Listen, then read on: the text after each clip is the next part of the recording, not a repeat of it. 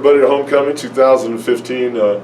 Great to come off a scintillating win in North Dakota against a football team that had taught itself how to win and be productive, especially on defense. Their defense entered the contest at 3:02 a game and left the contest surrendering 37 points. So pretty proud of what we were able to accomplish offensively, although it came a little late. We had a little drama to it by not playing well offensively early. Missed some passes, some wide open receivers early, especially on the second play of the game when we drop a little shovel pass and all of a sudden we're out of sorts offensively. But the cool part about it was we found ourselves, especially on defense in the second half, and we're able to get some stops. Two guys I want to highlight who played exceptionally well down the stretch. John Raheem Peoples out of Rigby played outstanding, made a couple of great stops, and of course he had the big stop on their quarterback that was his last play of the game. And then to come deep off the bench again like Ja'Cory Ford did in relief of Xavier Finney at running back and score not only a touchdown early but a touchdown late on a screen pass. Just shows, the width and depth of a good football team is never calculable, especially on the road. It gave us our first win against a ranked opponent on the road for quite some time. Gave us an opportunity to beat a team in the Big Sky Conference on the road that had a winning record first time in quite some time. So we're teaching ourselves how to win. We're teaching ourselves how to play better. The three freshmen on defense really gave us a spark, especially Rashid at defensive end. Rashid Williams, the freshman out of Modern Day High School in Los Angeles, played pretty well throughout the day. Joe Martin in relief of C.J. Langlow at outside linebacker did a nice job helping thwart their wide run, especially late in the ball game. And then, of course, Anthony Ricks, a cornerback out of Valley Center, California, came in and played well. We'll see more and more of our freshman roster on defense as weeks go by. Mike, on the screen pass call for the touchdown that won the game for you, perfect call. I mean, they sent two guys. That side was wide open. What did you or the assistant coaches see that make you want to call that play? We were in such a good rhythm offensively. We knew that they were trying to key up their rush, get their rush going with their blitzes. North Dakota's a team that the closer you get to the goal line, the more they don't like it, the more they blitz. And screens are the recipe against blitz. And like I say, a perfect call at the right time. And we did a nice job of not clipping. Thomas Vazorka again was out in front of the play just like he was last week against Cal Poly when he threw a clip, which we were able to overcome with a touchdown. But we're doing a better job in the open field with our offensive line and all of our screens. And I think our screen execution this season has just been outstanding. We've completed 97% of the screen passes we've called all season long. So when we get to what should we call period phase in the game, well, call a screen. It usually works. What does it say about your team's mental toughness that you guys are able to come from behind? Well, I think the focus is on how we focus. The fact would be that we've decided that the 2015 season can be no further than one play at a time as a coaching staff. And we see ourselves not able to make game-like adjustments, scheme-like sequence-like adjustments, but we can make one-play adjustments. And so this team, this coaching staff is focused on having the team make a one-play adjustment and then fight the next play as it comes up. How important was it to get that? Well, obviously that goes without saying. To be able to beat a ranked opponent on homecoming on their field bolsters all of us. The one thing we felt like in Cal Poly is we'd finally started to get off the deck offensively, especially at quarterback. And that carried over into the North Dakota game with a little bit of a dry stretch at the start of the game. And defensively, not having to play option was good for us. To get sparked by those young freshman players makes every guy on our roster feel like he has a chance to go in the game and have a determining factor. Yeah, talk about Michael Sanders and his play this past week. Well, Mike's play was good. Wasn't great, especially early, and he played better He played better in the second half once he got into a flow of it. The one thing that you can always tell about Michael, and you don't need me to tell you, is that when he's releasing the ball before the receiver has snapped his head, then he's playing quarterback. He's not just throwing. We call it confirming the throw. When the quarterback has to stare down the receiver and then confirm that he's open, that's not playing quarterback. That's playing some other position. But when you throw the ball as a quarterback well before the receiver has made his final cut, his final break, and has not snapped his head, then you're playing the position, and Michael's playing the position right now. Mike, I don't know if momentum is a tangible thing or not on the sidelines, but was there a minute or a play or something in that game Saturday where you just felt something change? Because you were down, I think it was 33 to 15, 30 to 16, something like that.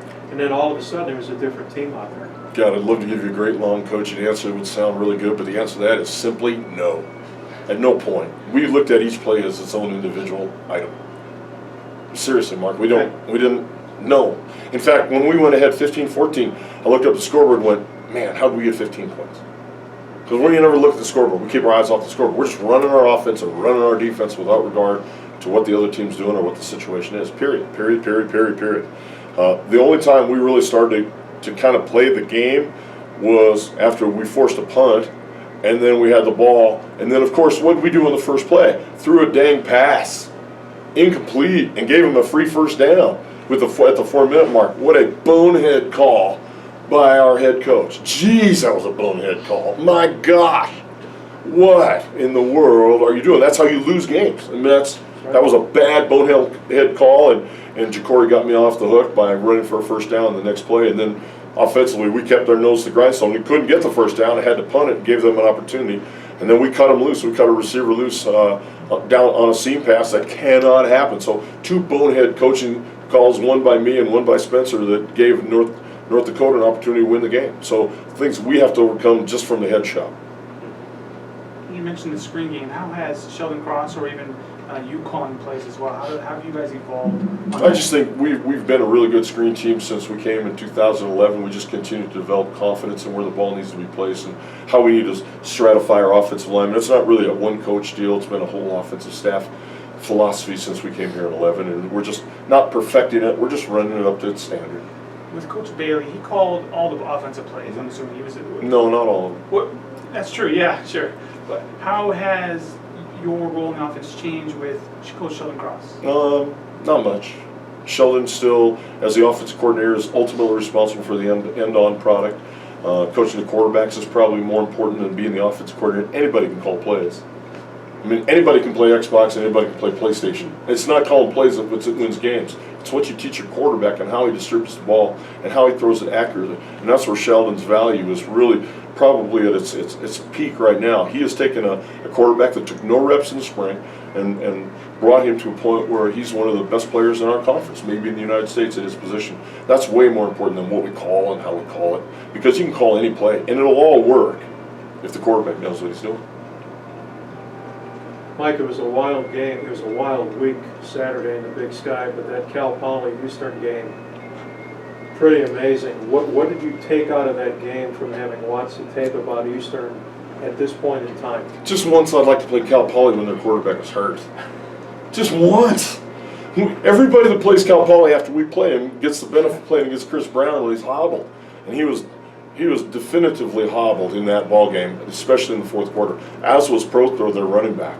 On the last sequence and in overtime, you see both of those guys trying to will themselves to a win. And it's not surprising that Tim went for it for 2 on his first overtime touchdown, because those guys were as far out of gas as they could go. In fact, Chris on the last play just took a couple wobbly steps and pitched the ball and gave Eastern an opportunity to win the game in overtime. So outstanding job by 2 hurt players, Prothro and Chris Brown, against Eastern Washington. And obviously a great job by Eastern finding a way to come back against a very good Cal Poly defensive game plan. Are they doing anything, the whole Vernon Adams situation, like their backup quarterback played well last year when Vernon was hurt. Are they doing anything differently offensively, or is it the same deal, just a different number under center? It's the same thing. I mean, Bo Baldwin didn't just become a good quarterback coach when Vernon Adams became their starter. That's true. So, in fact, we see Jordan West, who is a walk-on, become one of the premier players in the United States under the same system that produced Bo Levi and a couple other Eastern Washington quarterbacks. In fact, offensively, we spent a lot of time trying to be like Bo. We try to see what Bo Baldwin's doing with their offense, and it's really cool. And it didn't just start with Vernon or the arrival of Cooper Kupp. They've been doing this for a long time, and it's a great model for us. Every week we pull out the video and we try to find out what Eastern's doing that week and see if there's anything that they're doing mixes into what we do. We try to be like Bo. What have you learned from them? Throw the ball accurately. Don't be afraid of who your quarterback is. Take care of protection, build a good offensive line, throw the ball accurately, and don't be afraid to throw the ball from all over the field at any time in any situation.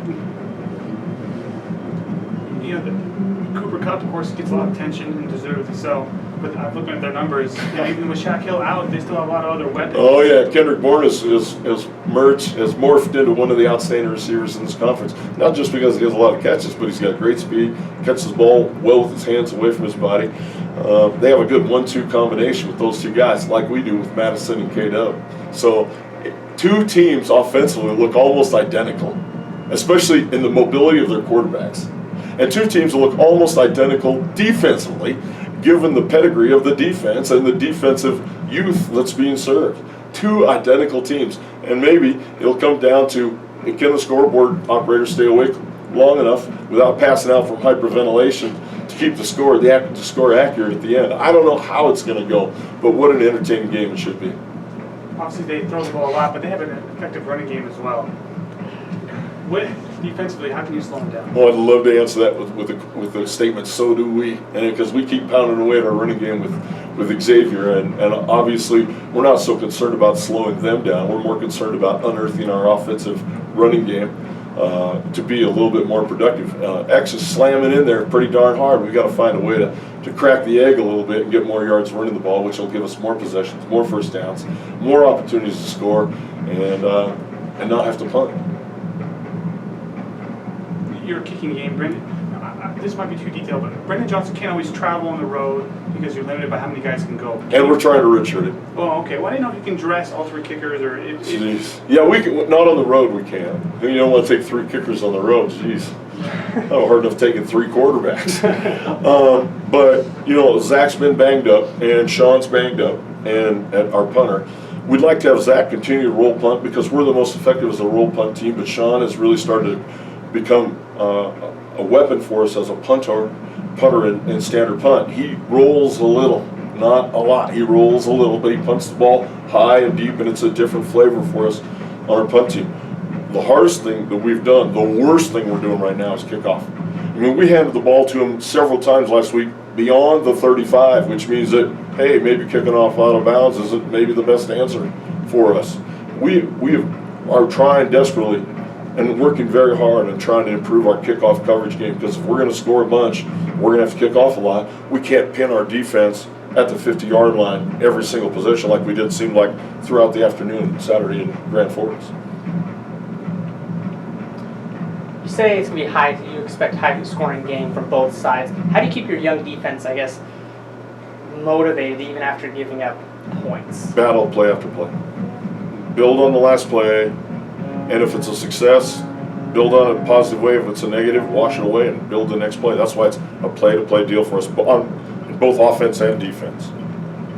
When your offense is playing well, though, and scoring points, even though the defense might give up some yards, how is it a mental thing when they see the offense playing well? Does that inspire them to go out there and have an edge?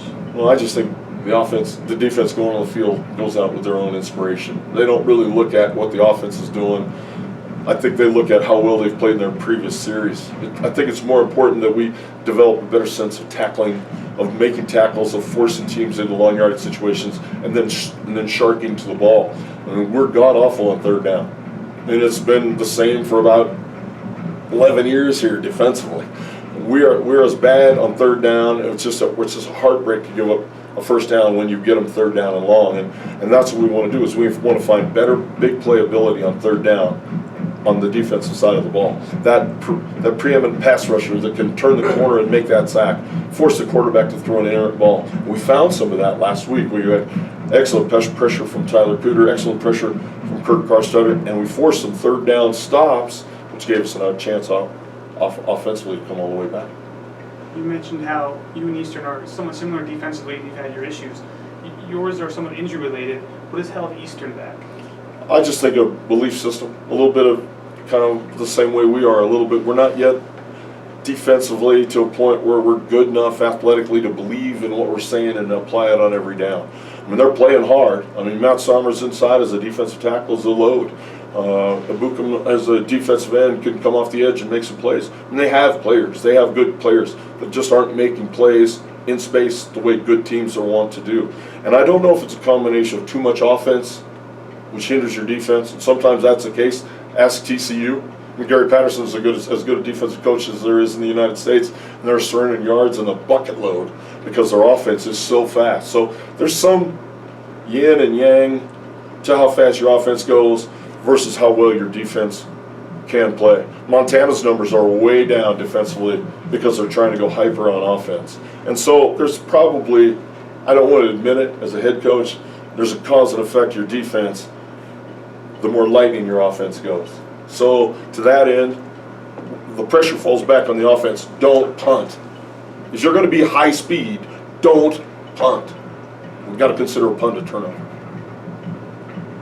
You've had some miserable results this season. Do you think an Eastern win can erase that and really catapult you guys in the rest of the year? Well, the two miserable wins are out of our hands. I look at those two as something else. The loss to Portland State was caused by our ineffectiveness at quarterback. Once he got a little rattled, he stayed rattled. And our loss against Cal Poly was a great game against two very good teams on their home field, in which we defensively started losing sight of the ball. So I like where we're at now at this point at the juncture of the season. I like where we're at quarterback because we knew that coming into the season it would take us till the 1st October to get where we want. Defensively, I think the teams we play now are more within range of what we're used to playing against. I expect us to play better defensively as the season unfolds. Is that it? All right, thanks, guys. See, Thank you. thanks, you guys. See you. Guys have a